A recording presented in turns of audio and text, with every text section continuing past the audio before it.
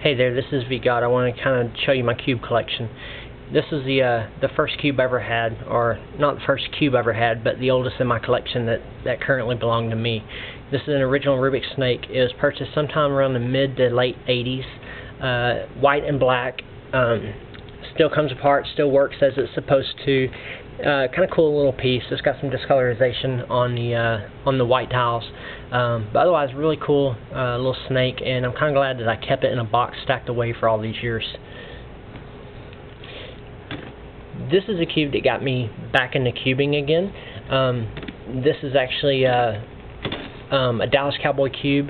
My father-in-law purchased it around Christmas of '07, and it took me about 3 days to solve it using YouTube for some help. But after I solved it, I kind of took it from him, and I felt bad cubing with it because I knew eventually the stickers would start messing up.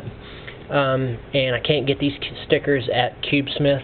The only way I'd have to be able to replace them is just to buy a new cube at rubiks.com, and I didn't want to do that. So I headed down to Target actually, and I bought a Rubik's cube.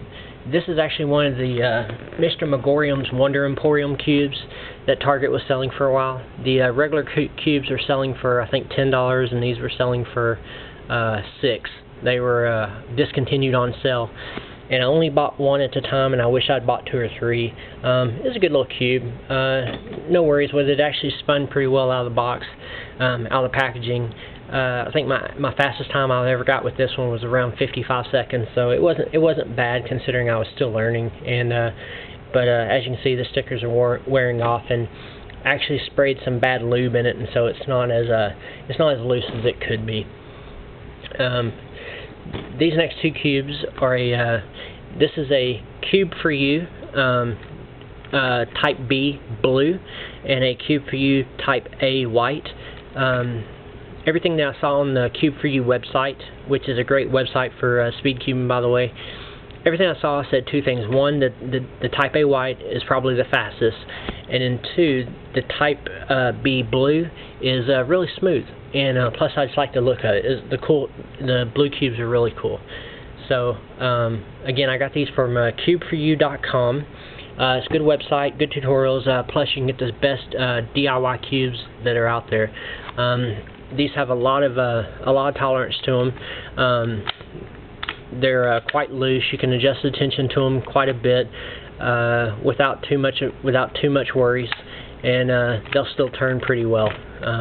But yeah, these are amazing. Still trying to bring my times down, but these are really fun cubes to have. Can't wait to try to get some new ones. The next 2 cubes I have here are an eastsheen 5x5 and an eastsheen 2x2. I bought these 2 together, and no, this one's not solved. I like to do this one just for fun when I get 2 or 3 minutes here, 2 or 3 minutes there. So unfortunately, I didn't have a chance to solve it before I did the video today. The eastsheen 2x2, it's nice just carry in your back pocket to solve it when you got 30-45 seconds, and you got enough time to scramble it and then solve it a few times. So fun cubes, really fun. This one, on the other hand, this is an original Rubik's brand cube. This one was probably purchased somewhere around mid to early 1980s. You can tell that it's an original cube only by the way the design is, and plus I know who the person I got it from. I know how old the kids are that would have played with this, which would have dated it back to the early 80s, to possibly mid 80s. You can see here by the center, you can see that it's actually an adjustable screw, which they don't have anymore.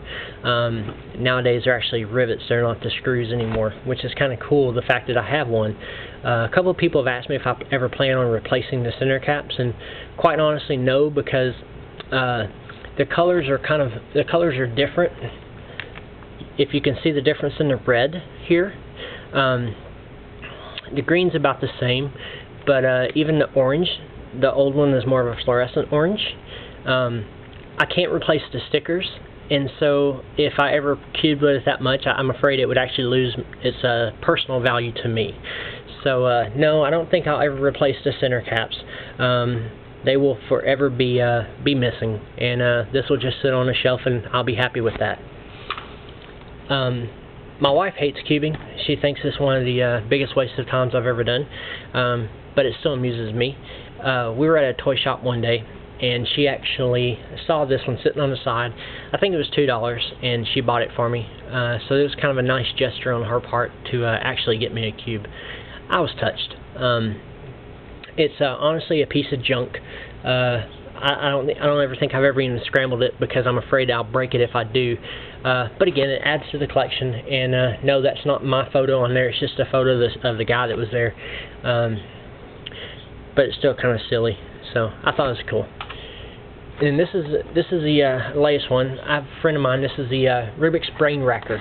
I have a friend of mine who knows I cube quite a bit, and she sees me walking around with these cubes at work sometimes. And she actually was in a toy store and saw this and figured, you know what, this is just what he needs. This will be a good toy for him to have over the next year or so to learn how to do. But she figured it'd be a good challenge and fun to do. But anyway, but again, just wanted to show you my collection. Honestly, if you're gonna buy cubes, the way to go is go to the Cube For You website, get you a couple of DIYs.